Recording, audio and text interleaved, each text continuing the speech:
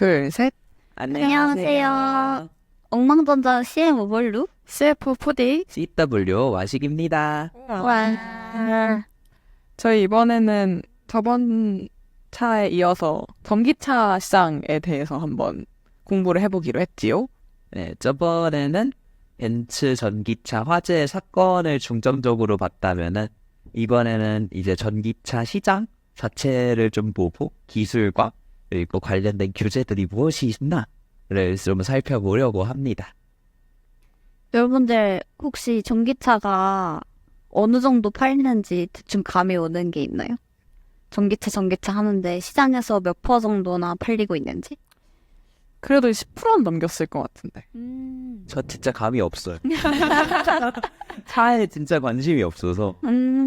맞아요. 그래서 저도 이게 전기차라는 얘기는 진짜 많이 들었는데 정확히 어느 정도로 팔리고 있고 그리고 현황이 어떤지가 궁금해서 조금 조사를 먼저 해봤는데요. 23년에 국제에너지기구가 발표한 자료에 따르면 2022년에 한 해 동안 전기차가 1,000만 대 정도 판매가 돼가지고 전체 판매된 신차 중 한 14%를 차지를 했고 23년에는 1,400만 대 정도 판매가 돼가지고 18% 정도의 점유율을 가지고 있다고 해요. 성장세가 꽤 높은데요? 맞아요. 그래서 어느 정도 이제 20% 가까이 성장을 하고 있고 그래서 지금 이 기구에서 예측하기로는 26년경에는 한 30% 이상이 전기차가 될 거라고 예상을 하고 있대요. 그리고 점유율을 견인하고 있는 대표적인 나라들이 있는데 중국이 사실상 60%를 차지하고 있고 60이요? 네. 과반수 이상이 중국에서 신차를 구매를 하는 거네요? 맞아요. 신차로 전기차를 구매를 하는 거죠. 그리고 유럽은 25%고 미국은 10% 순이라고 합니다. 그래서 조금 이 통계를 볼 때마다 인상 깊었던 게 중국이 너무 압도적으로 많이 판매가 돼가지고 그러니까요. 중국 이외의 아시아라고 따로 항목을 만들었더라고요. 그래서 약간 중국에서는 진짜 이렇게 많이 판매가 되지만 아시아에서는 조금 경향이 다르다라고 생각을 하시면 될 것 같고 그래서 각 나라별로도 어느 정도의 비율로 이게 판매가 되고 있는 건지 단순히 뭐 시장이 커서 비율이 높다고 생각을 할 수도 있잖아요. 그래서 조금 알아봤는데 23년 7월 기준으로 봤을 때 중국은 전체 자동차 판매에서 전기 자동차가 한 35.1%를 차지하고 있어서 진짜 없다. 네. 단순히 그 규모가 커서 큰 게 아니라 애초에 그냥 많이 산다라고 생각하시면 될 것 같고요. 그리고 유럽 같은 경우는 12.5%여가지고 글로벌 평균치가 18% 정도였으니까 그 정도에는 못 미치지만 어쨌든 따라가고 있는 것 같고 미국은 좀 의외였어요. 7.6%밖에 차지를 안 하고 있었는데 이게 거의 서부 쪽에서는 전기차가 진짜 많이 팔리는데 동부 쪽에서는 거의 인기가 없다라고 하더라고요. 이게 또 동부 서부에 따라서 조금 갈리나 보네요. 흥미롭네요. 저 약간 미국 테슬라의 나라 같은 그렇죠? 이미지라서 맞아요. 되게 많이 탈 것 같은데. 그 저희가 샌프란을 가서 그래요. 맞네. 네, 샌프란은 테슬라 나라가 맞는데 그래가지고 그게 조금 의외의 비율이었다. 그리고 한국에서는 어느 정도인지도 한번 알아봤는데 23년 기준으로 봤을 때 9.28% 정도가 전기차라고 해요. 그래서 약간 절반에 가까운 수치지만 어쨌든 계속적으로 관심을 가지고 있고 그리고 한국에서도 사실 테슬라 엄청 좋아하잖아요. 그쵸. 그래서 그런 비율이 어느 정도 반영이 된 것 같습니다. 정확히는 테슬라 차를 좋아하는 건지 테슬라 주식을 좋아하는 건지. 그쵸?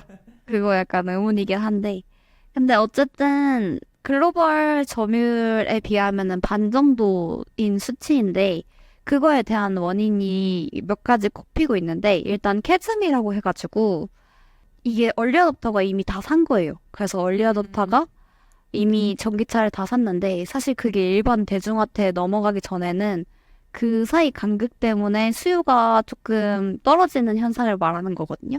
그래서 이게 어느 정도 전기차에 대한 캐즘 때문에 수요가 조금 감소하고 있다라고 얘기를 하는 경우도 많고요. 그리고 전기차 한 대를 살 때 보조금을 받을 수 있어가지고 실제로 서치를 해보면 자료가 진짜 많거든요. 왜냐면은 매해 기준이 달라지기도 하고 그 기준 자체가 좀 개인이 열심히 알아봐야 하는 것 같더라고요. 그 차 금액에 따라서도 다르고 그리고 어느 지역에 내가 있는지에 따라서도 다르고 막 이런 게 많아가지고 지역 따라서도 갈려요? 지방에서 어느 정도 지원을 해준다 이런 데도 있고 아닌 데도 있고 해가지고 개인이 구매를 할 때 알아봐야 하는 게 좀 많더라고요. 근데 그게 어쨌든 전체적으로는 계속 감소를 하고 있어요. 그래서 초반에 도입을 했을 때는 전기차에 대해서 홍보도 하고 이게 어쨌든 기후 정책 중 하나니까 돈을 들여서 보조를 해주는 게 컸는데 지금은 계속 그 기간이 늘어나면서 마냥 돈을 부을 수는 없어서 점차 줄이고 있는 상황이에요. 또 하나 세 번째 이유로 뽑는 거는 충전 시설이 너무 부족하다라고 하는데요. 급속 충전기 접근성이 너무 낮다라는 말이 진짜 많아요. 그래서 23년도 5월 기준으로 보면은 거의 대부분 20% 이상이 공공시설에 있는데 일반인이 공공시설에 있는 그런 급속 충전기를 사용하기에는 어느 정도 좀 진입 장벽이 있다고 해야 되나? 막 편하게 갈 수는 없으니까요. 그래서 그런 문제가 있는데 제일 부족한 게 고속도로에 5%밖에 없다라는 사실인 것 같아요. 다른 문제가 있을 것 같은데요. 요즘 전기차들 한번 풀 완충하면 한 그래도 5, 600km는 타죠. 맞아요. 국내에서 운행하기에 한 번 이렇게 장거리 가는 데는 무리가 없다라고 하는데 이게 그래도 고속도로를 이용하는 이용객들은 거의 대부분 장거리를 쓸 텐데 급속 충전기가 없다라는 게 불편함으로 다가와서 바로 구매를 하는데 좀 어렵게 하는 요인인 것 같기도 하고. 그러네요. 한국인들 핸드폰도 항상 80% 이상 채워놓고 쓰는데 자동차 하면 얼마나 불안하겠어요. 그렇죠. 또 근데 막 운전하면서 사실 내연기관 차 운전할 때는 막 기름 얼마나 남았는지 별로 신경을 안 쓰잖아요. 맞아요. 근데 전기차의 경우에는 얼마나 남았는지 계속 신경을 써야 된다는 거가 꽤나 이런 나쁜 요소로 작용을 할 수 있겠다는 생각이 드네요. 맞아요. 그래서 일단 전체적으로 성장을 하고는 있으나 한국에서는 조금 둔화되는 추세다 정도로 정리를 할 수 있을 것 같습니다. 그리고 또 23년 데이터가 이제 나왔으니까 23년에 어떤 그룹의 전기차가 많이 판매가 됐는지도 알아보면 좋을 것 같은데 1등은 비아디예요. 처음 들은 네, 비아디는 중국 회사인데 이 회사가 가격을 굉장히 낮게 책정을 해가지고 무섭게 치고 올라온 회사인데 좀 연역에 대해서 간단히 말씀을 드리면 2009년도에 처음으로 E6라는 첫 번째 장거리 주행 전기 자동차를 출시를 했어요. 그래서 계속 낮은 가격으로 전기차를 여러 모델을 출시를 했는데 아무래도 구매를 하는데 중요한 조건이죠, 가격이. 그러다 보니까 22년도부터는 세계 전기차 판매 대수 기준 1위 업체에 등극한 회사라고 하네요. 그래서 시총도 엄청 많이 뛰었는데 23년도 기준으로 말씀을 먼저 드리면은 BYD 시총이 거의 한 4위 정도 되는데 자동차 업체들 사이에서 1위는 테슬라고 9,126달러고 6달러? 6억 달러고 그리고 도요타랑 3위는 포르쉐 그리고 4위가 BYD인데 3위랑 4위 차이가 별로 안 나고 실제로 3위로 이렇게 뒤집었던 적도 있어가지고 많은 기업들이 주시하고 있는 업체입니다. 그리고 비아디가 이렇게 낮은 가격을 책정을 할 수 있었던 이유가 핵심 부품을 내재화해가지고 배터리랑 모터랑 전자제어 시스템을 다 자체적으로 생산을 하고 있대요. 특정 모델 중에 C라는 모델이 있는데 75% 부품이 자체 생산인데 이게 엄청 높은 게 테슬라 모델 3 같은 경우는 46%만 자체 생산이라고 하거든요. 그래서 사실상 거의 대부분의 부품을 내재화해가지고 가격 경쟁력을 갖출 수 있었다라고 생각하시면 될 것 같아요. 되게 신기하네요.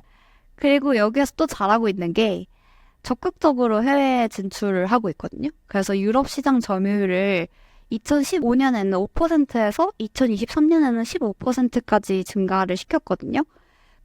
국내에서도 아까 말씀드렸듯이 전체 자동차 판매량 중에 35.1%가 전기차라고 했는데 국내에서 많이 팔 뿐만 아니라 이런 유럽이나 다른 나라에서도 많이 판매를 하면서 1위를 지키고 있는 것 같습니다. 그리고 그 다음 업체는 테슬라인데 테슬라는 저희 너무 잘 알고 있죠, 이미. 아, 너무 유명하죠. 테슬라는 어떻게 보면은 전기차라는 개념 자체를 대중한테 인식시킨 업체라고 생각이 들어요. 맞아요. 그들은 어떻게 전략을 짰냐면 2003년에 창립을 한 다음에 2006년에 테슬라 로드스터라는 모델을 공개했어요. 이게 독특한 행보인 게 저희가 평상시에 타는 승용차를 공개를 한 게 아니라 아예 레이싱 모델을 공개를 해가지고 레이싱카요. 네, 레이싱카도 전기차로 할 수 오. 있다라는 이미지를 준 거죠. 확실히 그쵸. 내연기관에 비해서 뭔가 마력이 부족하다라고 당연히 생각이 들 것 같은데 전략을 되게 잘 짠 것 같네요. 맞아요. 사람들이 과연 장거리 운전에 사용 가능한 전기차가 나올 수 있을까라는 의문이 있었을 때 아예 이렇게 강수를 둬가지고 이미지를 공고히 했고 2009년에는 S를 공개를 하면서 본격적으로 전기차를 생산을 했어요. 그래서 모델 S는 그 당시에 어떻게 유명했냐면 친환경 자동차 중 가장 긴 항속거리, 그래서 663km를 갈 수 있는 거리를 갈 수 있는 모델이다 라는 걸로 타이틀을 얻었어요.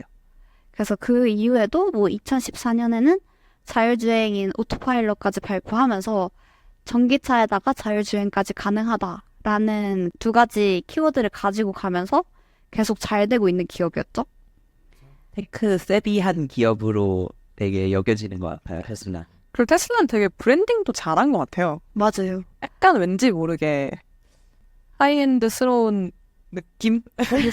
맞아요. 품질에 대한 평가는 그렇게 좋지는 못한 걸로 알고 있는데 맞아요. 모든 공돌이들이 약간 미치는 선망하는 대상이 된 느낌이에요. 맞아요. 그래서 그런 좋은 브랜딩을 바탕으로 성장을 하고 있었는데 앞서 말했던 비아디나 완성차 업체들 있잖아요. 내연기관 시대 때 유명했던 완성차 업체들도 다들 전기차로 넘어오면서 점유율이 감소하고 있는데 미국에서 23년도에 배터리 전기차 판매된 대수 중에 45%가 테슬라였는데 사실 2020년도에는 60%였거든요. 그래서 이게 점점 감소하고 있다 라고 생각하고 있으면 될 것 같습니다. 40%도 여전히 높긴 하네요. 맞아요. 경쟁자가 많아져서 그런 것 같아서 20년도에는 거의 차가고 변변치 않았는데. 맞아요. 근데 약간 테슬라랑 BYD가 물론 직접적으로 비교할 수는 없겠지만 애플과 샤오미를 아, 연상시키는 그런 브랜드 포지셔닝 같은 느낌이 드네요. 오, 근데 그렇게 말씀하시니까 진짜 그런 것 같아요. 그래서 맞아요. 과 중국이기도 하고 한쪽은 뭔가 고급한 느낌이고 한쪽은 대중화 이런 쪽이라서 되게 저렴하게 슉슉슉슉 내는 박리담의 방식을 취하는 것 똑같고요.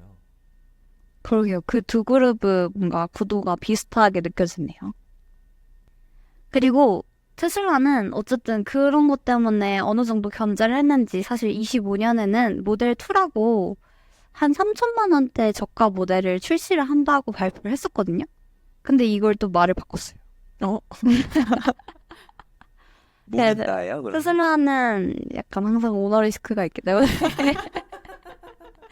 그래서 이걸 뭐라고 말씀을 하셨냐면 원래는 저가 모델을 출시를 하려고 했는데 이제 그냥 아예 오토 택시 그렇게 가겠다라고 해가지고 지금 업계에서는 너무 반대되는 행보라서 어떻게 될지 좀 주시하는 상태라고 합니다. 3위인 폭스바겐 그룹 같은 경우는 사실 내연기관 시대에서 거의 엄청난 이익을 누렸던 회사라고 할 수 있을 것 같은데 왜냐면 가지고 있는 브랜드가 진짜 많아요. 그래서 12개 정도 브랜드가 있는데 아무래도 브랜드가 많은 만큼 라인업이 진짜 다양해서 뭐 여러 고객들을 타겟할 수 있었겠죠. 근데 이런 여러 모델을 가지고 있음에도 뭔가 그런 제조업 특성상 모델이 다양화될수록 돈이 더 많이 들 수밖에 없는데 그런 문제를 어떻게 해결을 했냐면 모듈화된 플랫폼을 사용을 해가지고 해결했어요.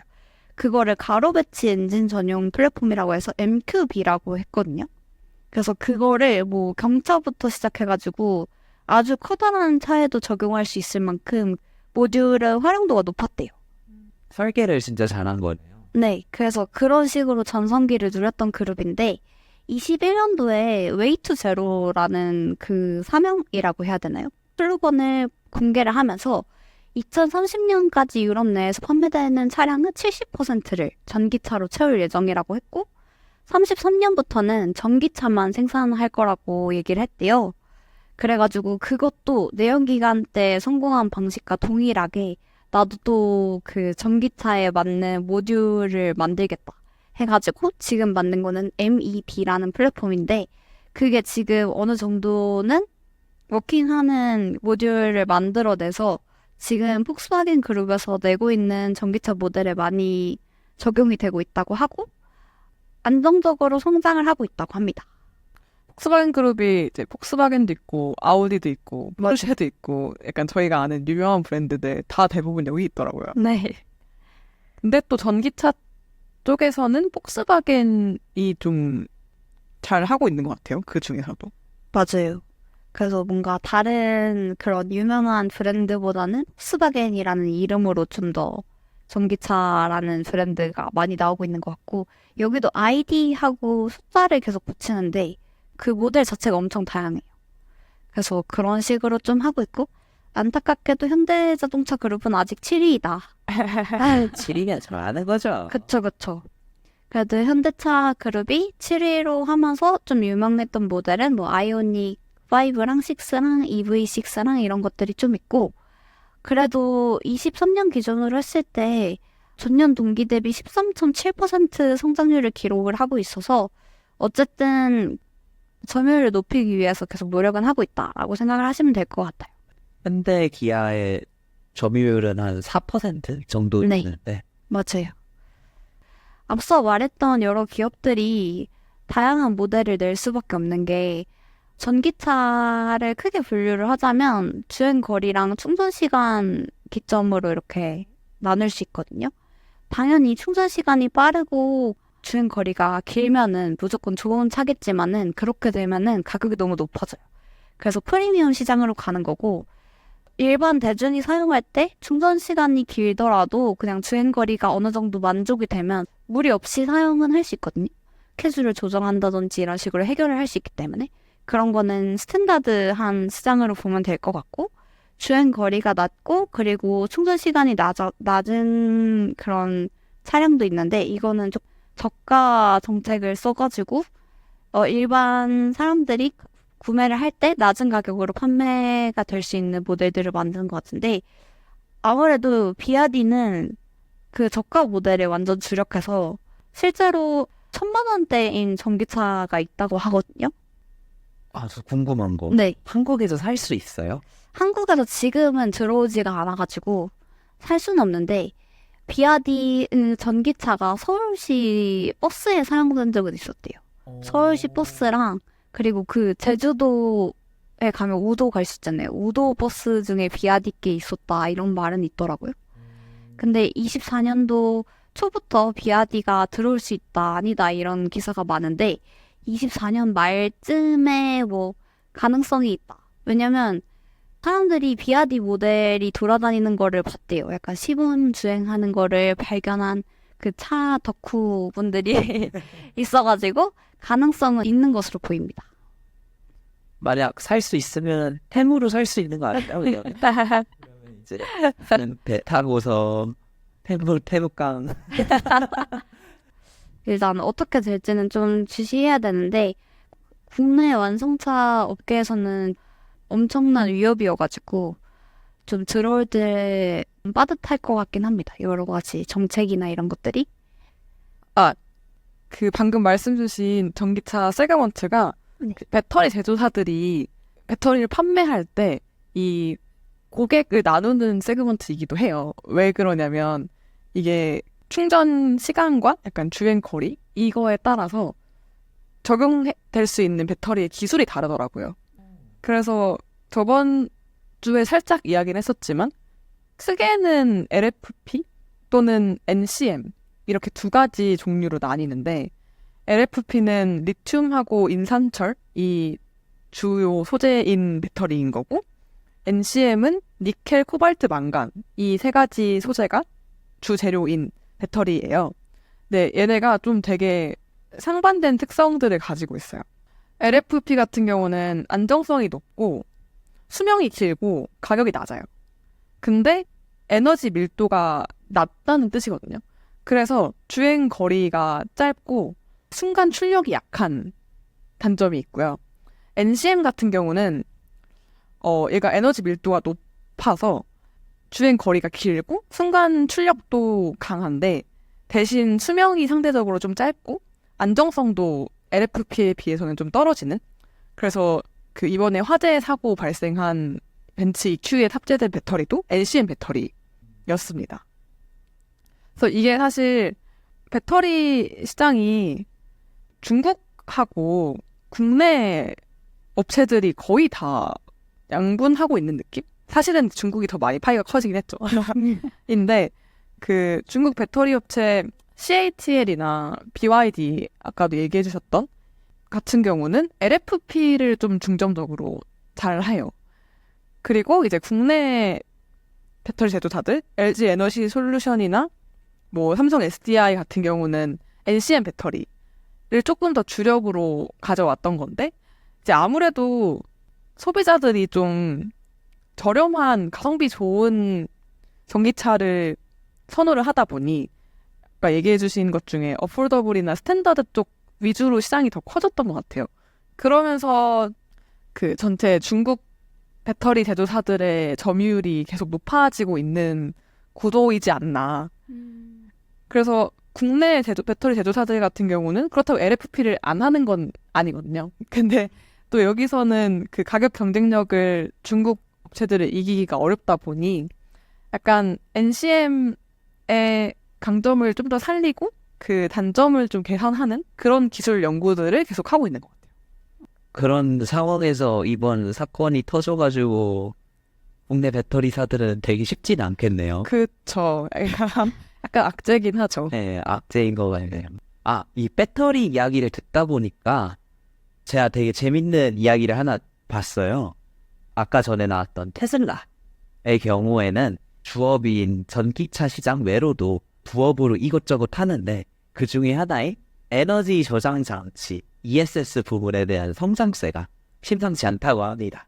그래서 테슬라에서도 이제 ESS 부분이 자신들의 24년의 성장 엔진이 될 거다라고 이야기를 했는데 뭐 23년 기준으로 총매출을 한번 확인을 해봤을 때 사실 뭐 자동차 사업부가 대부분을 차지했어요. 85%를 차지를 했고 에너지 사업부는 약 6.2%로 차지하는 비중은 일부에 불과를 했지만 하지만 이제 이 총매출을 전년 대비로 비교를 했을 때는 54%가 증가를 했다고 합니다. 성장세가 J커브를 그리고 있는 상태죠. 이 에너지 저장 장치 부분, ESS 부분이 무엇인가라고 한다면은 뭐 가정이나 아니면 공장이나 재생에너지 발전소의 전력을 저장할 수 있는 메가팩이라는 것을 만듭니다. 풍력이나 태양광 발전은 시간을 되게 많이 타잖아요. 잘 될 때가 있고 안 될 때가 있는데 이런 가변성이 높은 친구들을 보완해 줄 수 있는 그런 역할로서 작용을 해요. 사실 이 아이디어 자체는 되게 쓸고 있다. 이거 사업 대박 나겠다. 이런 생각이 들 수 있는데 이거를 실현하는 과정에서 큰 문제가 하나 발생하게 됩니다. 그 문제는 배터리의 가격이 너무 비싸다라는 거였는데요. 그래서 대규모로 설치하는 데 있어서 비용 문제가 컸다고 하는데 이때 테슬라는 LFP, 아까 이야기 나왔던 인산철 배터리로서의 전환을 선택했다고 합니다. 한번 프린님께서 이야기를 해주셨지만 NCM 배터리 같은 경우에는 니켈, 코발트, 망간 이런 친구들이 들어가는데 이런 광물들이 막 익숙하지는 않은 광물들이잖아요. 실제로 뭐 많이 나오지도 않고 그래서 이런 핵심 광물들이 그 비용을 높이는 주요 리스크 중 하나였는데 LFP 같은 경우에는 그런 핵심 광물들이 사용되지 않아서 유적 저렴하다고 합니다. 근데 이 저렴한 과정에서의 약간 LFP의 단점이라 하면은 에너지 밀도가 낮다라고 이야기를 해주셨잖아요. 이게 무슨 얘기냐면 부피도 크고 그리고 무게도 꽤나 나간다. 이런 식으로도 이야기할 수 있거든요. 근데 이제 이런 메가팩 같은 경우에는 사실 고정형이에요. 뭐 이렇게 움직이지 않아도 되니까 큰 질량하고 뭐 거대한 부피라는 게 단점이 전혀 되지가 않는 거죠. 그래가지고 그럼 우리는 LFP를 쓰는 것이 이득이다 라고 하면서 테슬라가 LFP로 갈아탔고, 그러면서 이제 수익성을 많이 얻었다라는 되게 재밌는 이야기를 봤어요. 테슬라가 에너지 기업이 되려고 하는군요. 네, 저 되게 재밌었어요. 이 테슬라의 비전에 있어서 방금 프리님께서 언급하셨지만 종합 에너지 기업을 목표로 한다라고 하는 게 전 되게 재밌더라고요. 테슬라 그냥 전기 자동차 이쪽인 줄 알았는데. 네. 이게 혹시 그의 화성 플랜과도 관계가 있을까요? 당연히 있잖아요. 이거 하나 잘 만들면은 이제 화성에서도 에너지 소스를 어떻게 저장하고 어떻게 활용할 수 있는가. 그러네요. 필요하겠다. 네. 저희가 저번에도 스페이스X 다루면서 일론 머스크의 빅픽처에 대해서 이야기를 했었는데, 과연 어떤 기업을 또 뭔가 만들면서 그의 화성 이주 계획에 약간 나중에 수질 정화 이런 거 하는 거예요. 상수도 시스템. 저는 그것보다 그 공기 쏘시는 거 어떻게 관리할지, 그렇네요. 그거 이제 나오면 웬만한 이주 계획은 다 나왔다 생각하면 되지 않을까. 테라포밍 하러 가는 거죠. 따라가는 거죠.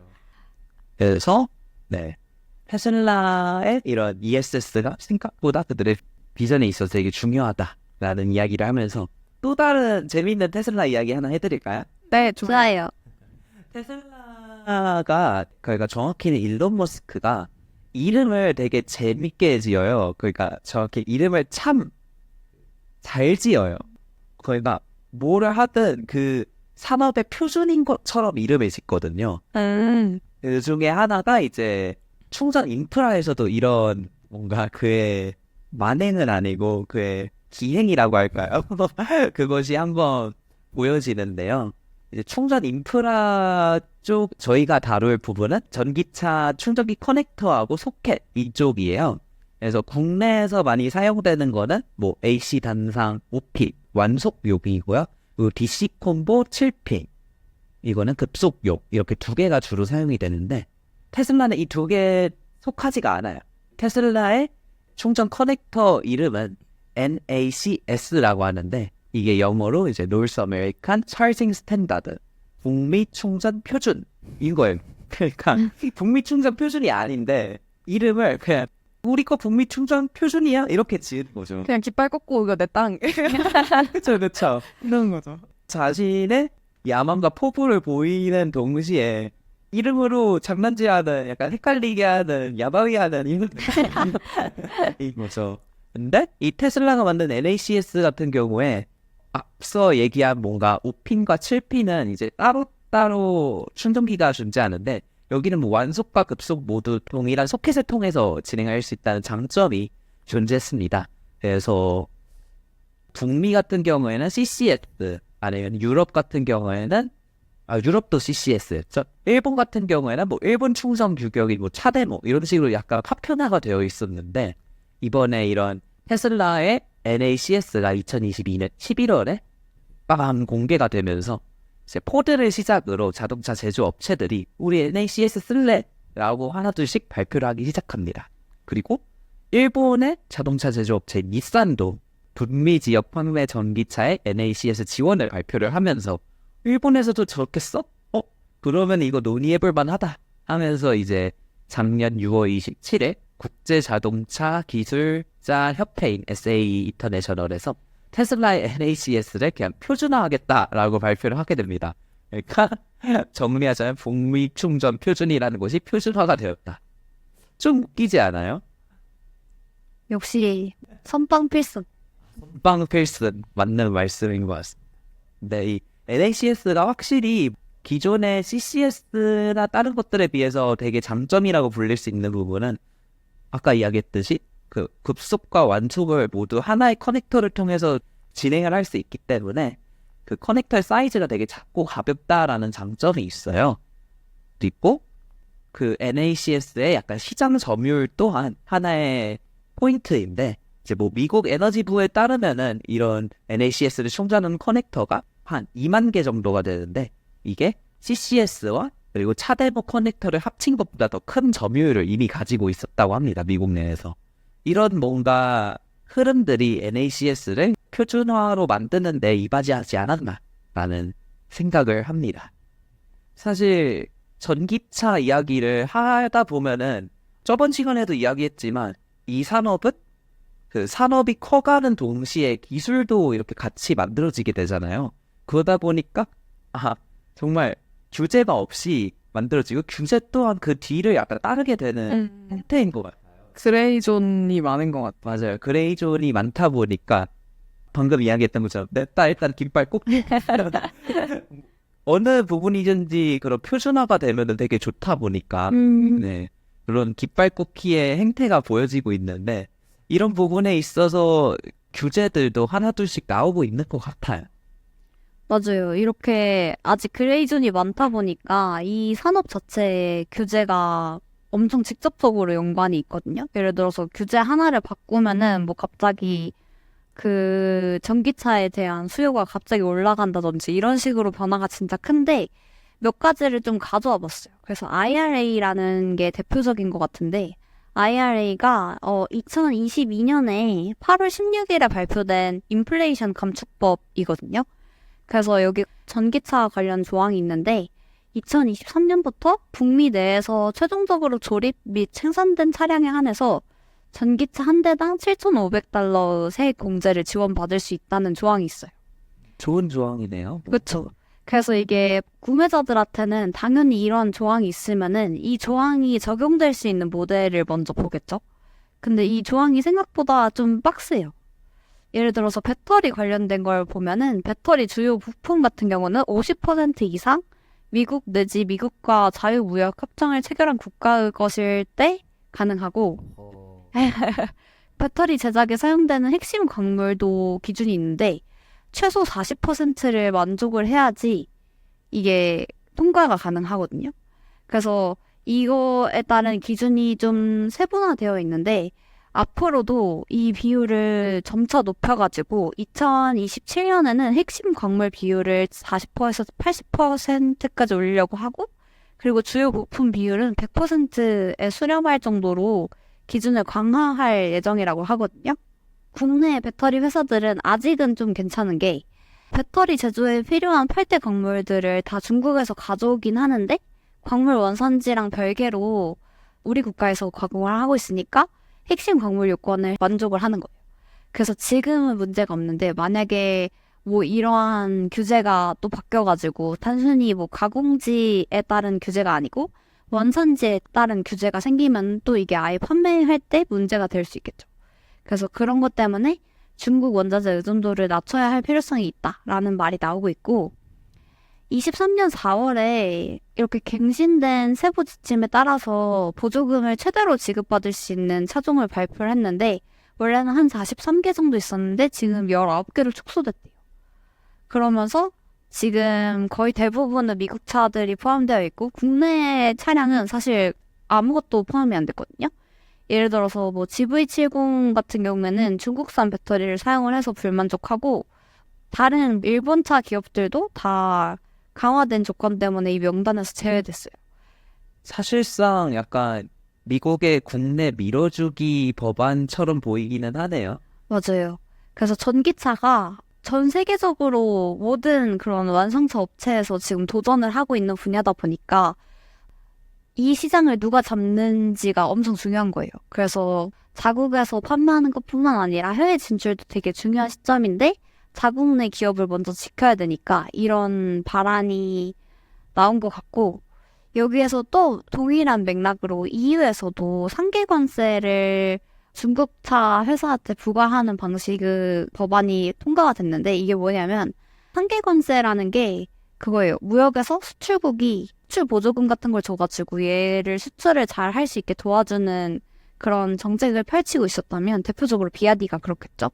그러면은 국내 산업에 영향을 주잖아요. 너무 싸게 들어오니까. 그때 그 수출 보조 효과를 상쇄하기 위해서 차별 관세를 부과하는 거예요. 그래서 비아디가 유럽에 들어올 때 관세를 좀 더 빡세게 하게 해서 36.3%까지 부과를 하겠다고 했는데 이거를 비아디에서는 좀 우회해가지고 튀르키예에 공장을 지어가지고 해결을 했다고 하거든요. 그렇게 하면은 뭔가 달라지나요?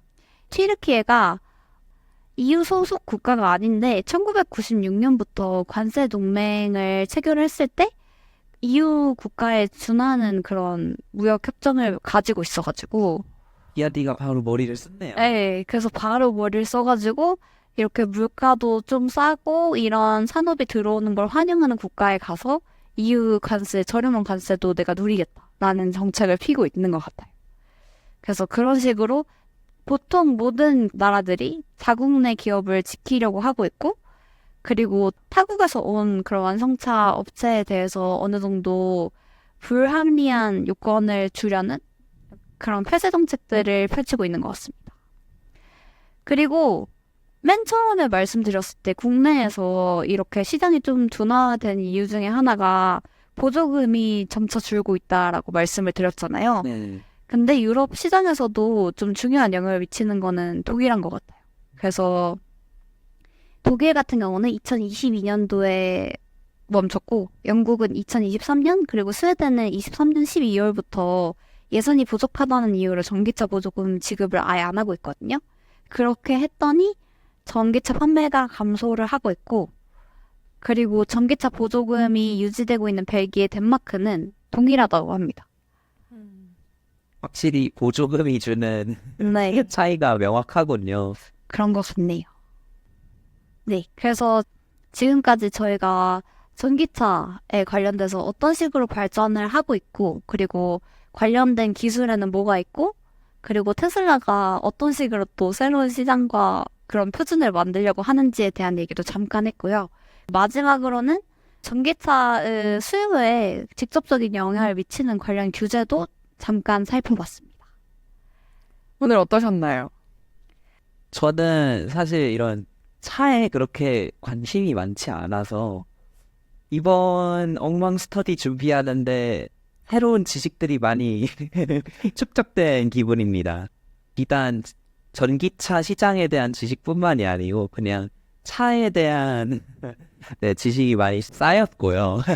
그리고 방금 그 몰루님께서 가장 마지막에 말씀하신 이런 규제들을 보면서 전기차 시장이 앞으로의 트렌드일 수밖에 없으니까 각 국가들에서도 회사들을 보호하기 위한 정책들을 하나둘씩 만들고 있구나라는 점이 되게 재밌게 느껴졌습니다. 국내에서는 어떠한 일들을 펼치고 있나 조금 궁금하기는 하네요. 저도 이번에 알아보면서 새롭게 알게 된 게 많았고 사실 소비자 입장에서는 전기차랑 내연기관차가 그냥 선택지가 늘어났다? 라고 정도만 저는 개인적으로 생각을 했는데 그거에 따른 시장 흐름이 엄청나게 바뀌는 걸 보면서 앞으로 또 누가 1등을 계속 유지할지 좀 계속 주목해보면 좋을 것 같아요. 저도 새삼 느낀 게 자동차 산업이 진짜 큰 산업이구나. 맞아요. 이게 완성차 제조사뿐만 아니라 그 밑에 이제 배터리 있고 또 배터리도 그 제조사가 다 만드는 게 아니고 뭐 양극재 만드는 회사 있고 뭐 있고 원료 있고 뭐 있고 이렇게 후방 산업이 끝없이 이렇게 붙어 있는 거를 보면서 정말 거대한 산업이고 중요한 산업이구나라는 생각을 했고 그 비아디 이번에 처음 알게 됐거든요. 한국 들어오면 한번 타보고 싶네요. 저도 궁금해요. 어떨지. 과연 저렴이가 얼마나 얼마나 사실 샤오미 더 만족하거든요. 저도 그래서 그런 느낌이라고 한다면 시도해볼 만할 수도 네. 있을 것 같아요. 그런 생각이 드네요. 아 근데 샤오미 하니까 생각났는데 샤오미도 최근에 폭발 사고 있지 않았어요? 그런가요? 샤오미 선풍기 터졌다는 걸 본 것 같은데. 그래요? 네. 그러니까 배터리가 좀 맞아요. 배터리가 그래서 무섭긴 해요. 배터리가 무섭긴 해요. 그 삼성 핸드폰도. 아무튼 어쨌든. 그렇습니다. 네. 저희 다음에는 뭔가 사실 이번 엉망 스터디에서는 그 전기차 관련된 기술들 중에서 자율주행 쪽은 다루지는 못했던 것 같아요. 못 건드렸어요. 네, 너무 내용이 많아서 나도 다음번에 기회가 된다면은 그런 자율주행 관련된 것도 한번 다뤄보면 좋을 것 같아요. 좋습니다. 이쪽도 또 연결된 파생된 기술과 시장이 엄청나게 많더라고요. 맞아요. 커넥트카 이런 키워드도 있고 자율주행 자체도 있고 보안도 있고 이제 보안도 있고. 좋습니다. 그럼 오늘 여기까지 할까요? 네. 안녕.